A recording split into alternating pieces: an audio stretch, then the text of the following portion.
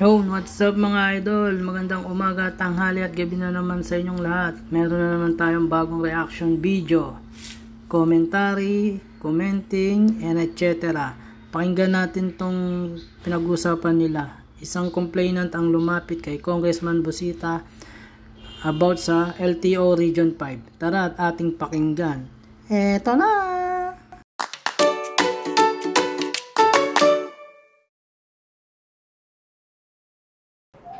Ang misis mo may hanap buhay? Wala po. Kasi tambay sa bahay. Bakit? Nag-aalaga ng dalawa kong may sakit na epilepsy. Dalawa mong anak may sakit? Puro may epilepsy. Epilepsy? Oras-oras. Hindi mo masabi sa isang araw. Minsan 3 beses abutin. Sinusumpong ano? Sinusumpong. Ay, kaya hindi pwedeng maghanap buhay ito. Nakakita na ako ng may epilepsy, Brother Matt. Yung biglang matumba. Oo, natutumba ko. Nanginginig. Nangingisa yan. Oo. Dalawa? Opo, dalawa. Pero ilan anak mo? Ilan anak mo? Ang buhay kong anak, bali, yan sila eh. 10, 6 mong buhay. Yung 4, wala na. Wala. 6 lang ho yan. Ano yung kinamatay ng 4? Mga sakit din. Sakit din. Tapos, Nagsisigarilyo ka ba? Opo. Brother Matt, sa mga kababayan natin na may pamilya, hindi ako doktor pero sinasabi, pag nagsisigarilyo ka bilang pamilyado, malaking porsyento tatamaan ng anak.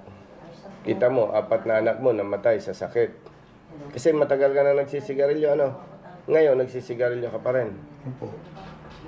Pero hindi na katulad dati na maano sa sigarilyo. Kumbaga, ano na lang ang pagsisigarilyo. Yung wala namang sisihan ito, pero yung anak mo na namatay sa sakit, kaya naging mahina yun dahil sa sigarilyo. Yung anak mo na may epilepsy, dalawa, malamang sa malamang, epekto rin ng sigarilyo yun. Pero nandyan na yan eh. 6 months ka nang walang hanap buhay. Opo. Ganito, ito yung salaysay mo. Sige. Isulat tayo sa LTO na maimbestigahan. No? Oo, para doon sa lisensya mo. Sa palagay mo ba, alam ng boss mo na naloko sila? Tingin ko hindi eh. Kasi kung alam niya, dapat alam niya na walang prangkisa yun. Eh bakit ngayon lang siya nag-verify kung kailan nahuli? Nag-verify sa LTFRB? Ngayon sa LTO, LTFRB, ngayon siya nag-verify na kung kailan nahuli. Magkano binayad niya sa CIBL? Kalating million daw eh. Sabi niya? Oo. Andyan yung mga resibo, yung mga pinagbayaran sa CIBL. Nakalagay dyan? Nandyan po lahat. Sige. Ganito, no? May letter ka dyan. Papaimbestigahan natin sa LTO.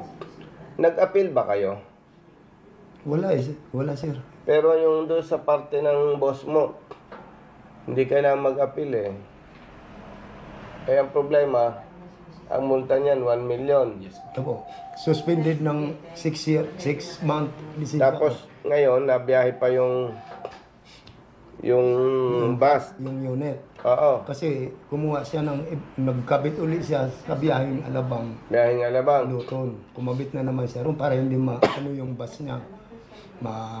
Yan yung isang kahinaan ng LTO.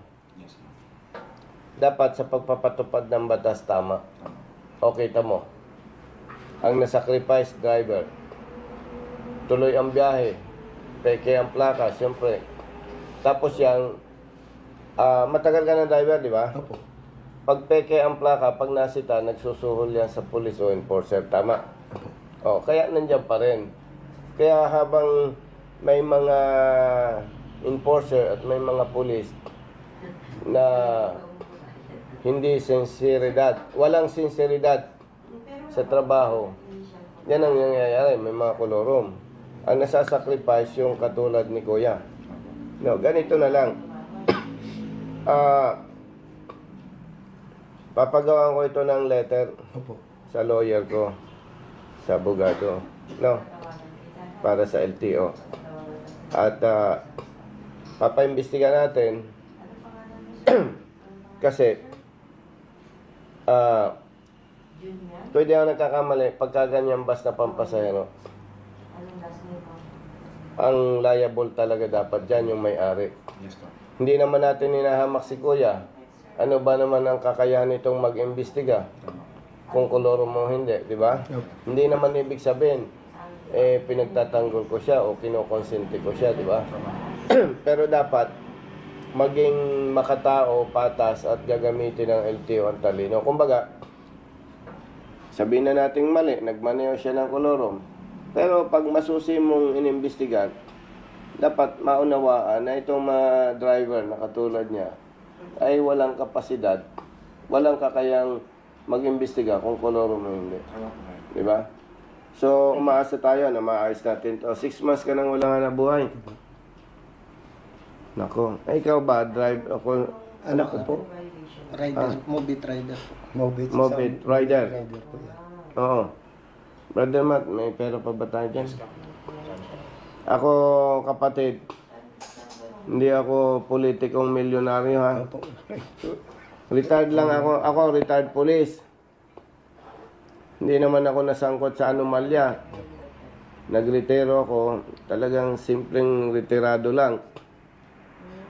Itong building na ito, ay naitayaw namin ng misis ko. Utang-utang sa Upsly, utang ko saan-saan, sa mga kaibigan. Mula noong 1989 hanggang magretiro ako, 2019, doon pala ako nakabayad ng utang. Puro utang-utang.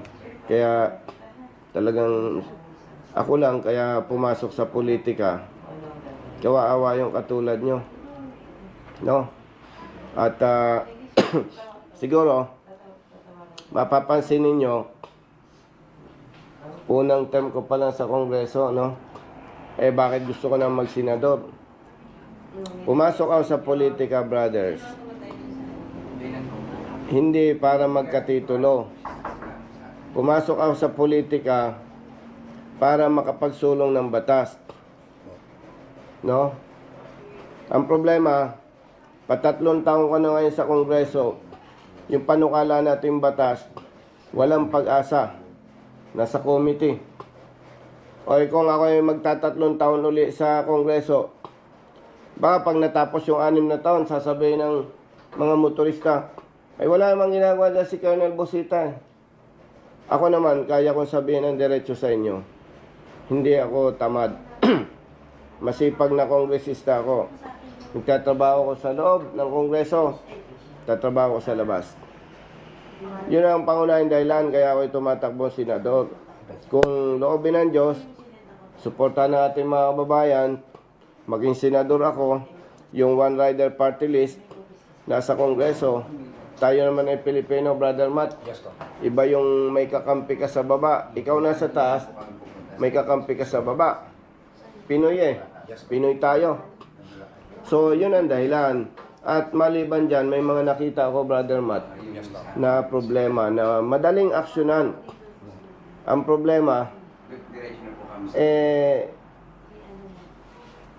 walang nagmamalasakit. Ngayon, sa ating advocacy, Brother Matt, brothers, masasabi natin na malayo na ang nararating natin. Kasi dati ang nare-receive namin reklamo sa telepono, tawag, nasa 500, no? Yes, po. Day and night. A day. Day and night po yan. Kasi mabibilang mo yan eh. Yung pumapasok sa system. Ngayon, nasa 20 na lang. Ang laki na binagsak.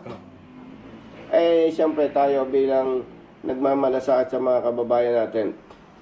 Sa 2025, ang gagawin natin, may maintain na lang natin yung ating advokasya para sa motorista, no? Yes, po. Pero, may bago tayong advokasya. Yung mga tamad, masusungit, nakawani ng gobyerno, tatarbahuhin natin yan. Tandaan nyo yan. At lagi ko sinasabi yan, kahit sa inyo, sinasabi ko ito. Pag sinuportahan nyo ako sa Senado at ang One Rider Party List, pag hindi kayo nakontento sa serbisyo ko sa loob ng 6 na taon, pababain ako sa pwesto, bababa ako. No?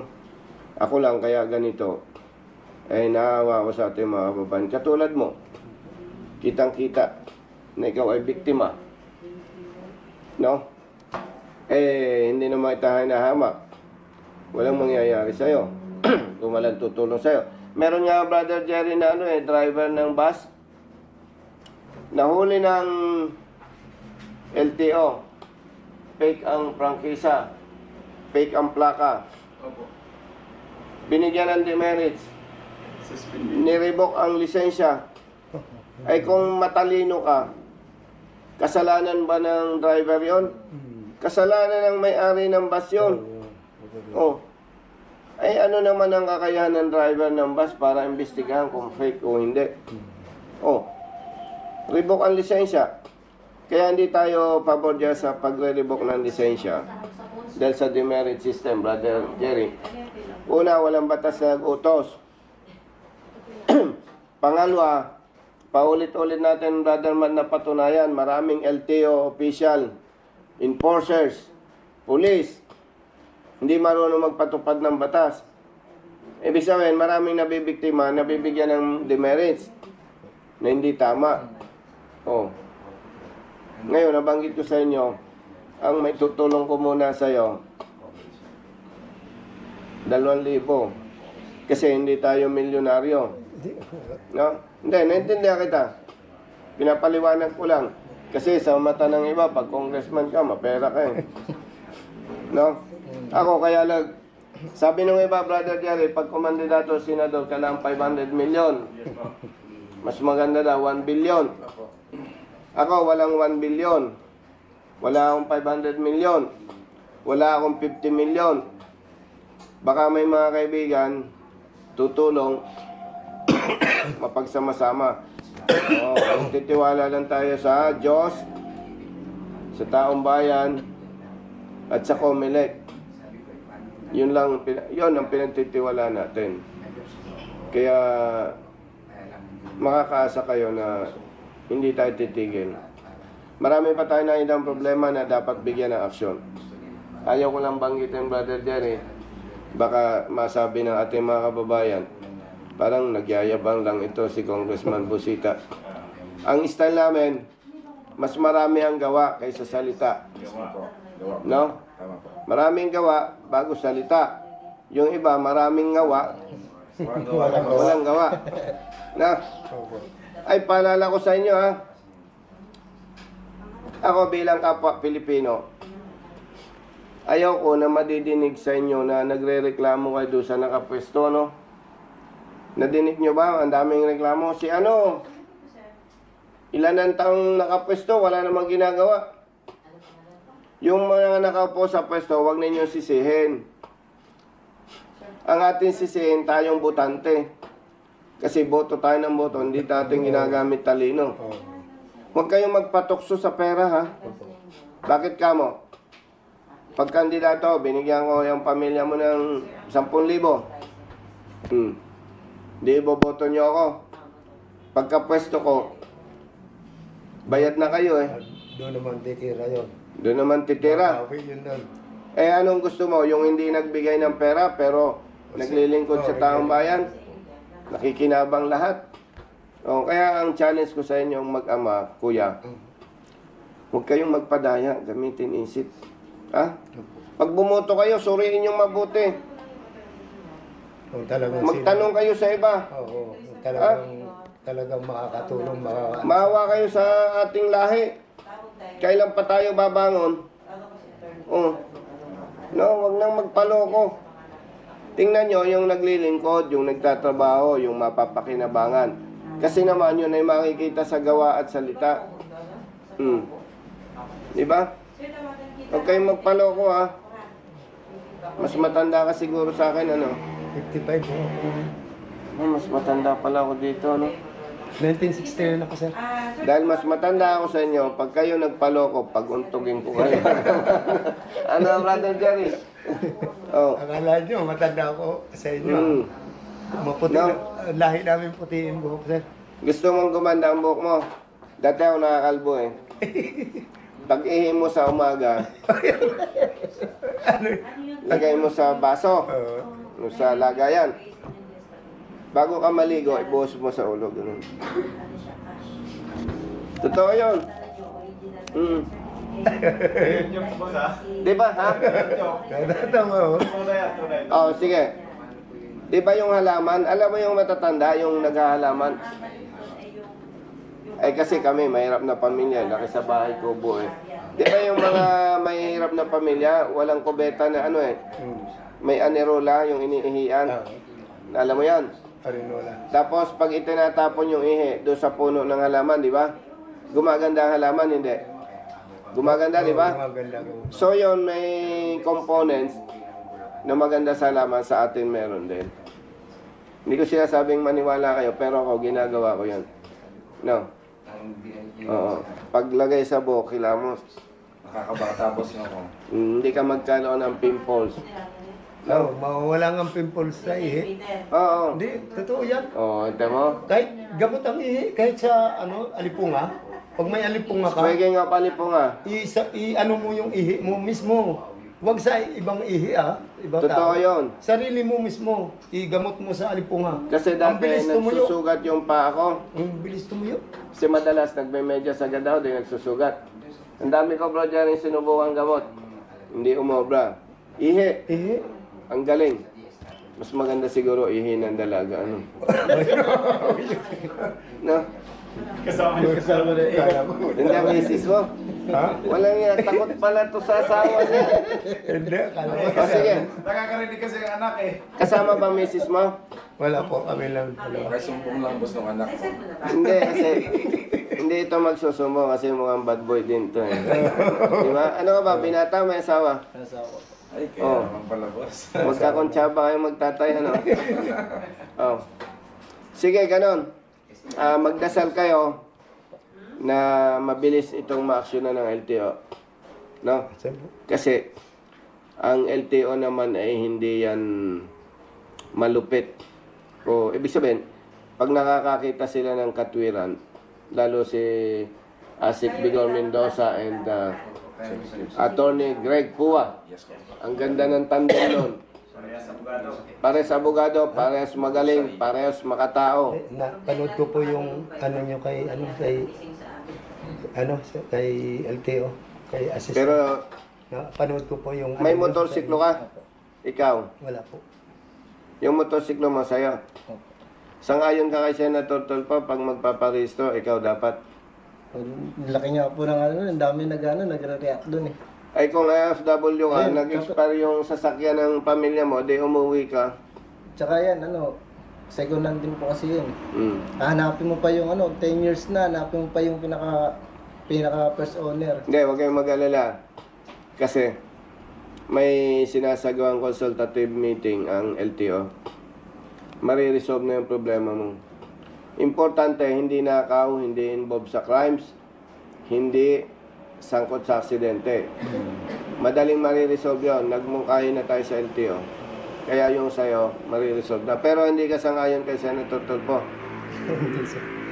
Pero ikaw, follower niya. Hindi. Parang tumatanggi lang ito eh. Nadaan lang sana sa YouTube. Nadali ka sa YouTube. Nadaan lang. Minsan, nito ko nga lang nalaman na kasi yung mga second hand doon na motor. Pwede na mahuli, 20,000 yung multa. Huwag kayong maniwala doon. Hindi pwedeng gawin ng LTO yan sapagkat marami ang kanilang ambag. Malaki ang ambag nila sa problema. Kaya hindi pwedeng isakripisyo kayo. Noong isang araw lang may humingi sa amin ng tulong. Naglakad ng transfer of ownership. May higit 1 buwan na delay sa LTO. O, paano mo pagmumultahin yung nag-asikaso ng transfer? Eh di malinaw, ang mali, LTO. O, bakit kayo pagmultahin ay pag LTO mali? Libre. O, malaking kalukuhan yun, hindi tayo papayag. No? So, huwag kayong mag-alala. Brother Matt, bigyan mo ito ng 2,000. Yeah. Tapos yung contact number mo nandito. Wala pa, ilagay na lang sir. Ilagay mo at update ka namin. Yung zero. Hindi, susulat mo na lang. Ano natin. Okay. Sige. O, brother. O, diretsahan tayo. Pumunta kayo dito, hindi pa kayo umayagahan, no? Nagay na po ako na. Welcome sir. Hindi, tinatanong ko nga kayo. Umalis kayo ng bahay, hindi pa kumain, ano? Hindi pa ho. Agnes, ba't ko alam? Yan ang ugali ng mahirap na tao. Naghahabol po kami para talagang sadya Hindi. namin, sir, kayo makausap. Kaya hindi na kami Ang nag-almusal. ordinaryong Pilipino, Agnes, alis ng bahay, inom lang ng kape. Kasi, unang-una, hirap nga sa buhay eh. Kaya yan, kakain yan mga alas 11 para yung agahan tanghalian dala na. Tapos hindi na magmerienda, ano? Tapos sa hapunan yung bahaw, yung tira-tira. O kaya ko alam eh. Ako naman eh, forma lang eh. Anak ako ng magsasaka. Yung mata lang ang walang putik. Yan, pamangkin ko, witness yan. Bahay kubo kami lumaki. Okay, so kumain na kayo. Opo. O sige, may pamilya ka, di ba? Bawal magmotorsiklo walang helmet, ha? Opo. Dito naman po kami. Maganda ba, misis mo? Sakto lang. Sakto. Kaya ako na itanong. Agnes, kaya ako na itanong, itong mga riders, hindi takot mamatay eh. May nasabihan nga ako, sabi niya, sir, lahat naman tayo mamamatay. Oh. Sabi ko, sige, una-una lang yan. Sabi ko, may misis ka ba? Yes, sir. Eh, pag namatay ka, paano yon? Kung pag-interesan ng kumpare mo, sabi niya, dapat pala talaga nag-iingat. Hindi takot mamatay. Oh. Eh, gano'n naman kasakit. Ano, baka may kumakain ngayon. Gano'n naman kasakit. Habang nailibing sila lakit, inuuod. Yung misis mo naman, inuud-ud ng iba. Oh, di ba? Hindi, real talk. Yes, Opo. May anak kang babae. Opo. Ilang taon na? 1 taon pa lang. Eto ha, makinig kang mabuti. Huwag kang matakot sa kumpare mo para sa misis mo. Eto. Kaya dapat mag-ingat ito, Agnes. Maraming namatay yung tatay, na-inlove sa iba yung babae, di nagkaroon ng karelasyon, nadidisgrasya yung anak na babae. Noong stepfather. Walang kakayan lumaban yung babaeng anak.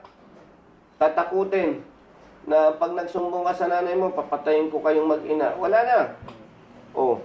Kaya dahil alam ko naman, mahal mo yung anak mo, mag-ingat kang mabuti. Kasi pag nadisgrasya ang tatay, pati anak nadidisgrasya. Oh. Yan, nakapag-sermon patuloy ako. Ito naman si Kuya, may edad na eh. Baka wala ka nang kumparing maglakas loob sa misis mo, ano? Wala na, ano? Oo. So yun guys, anong masasabi nyo dito sa ating bagong video? So please, kung meron kayong suggestion o comment about dun sa topic or issues na ating napanood, please comment nyo dyan sa baba para malaman ko ang inyong saloobin. And please, like, share, and follow, subscribe my channel for more reacting videos and commentary. Salamat mga idol, yun lang. Bye-bye!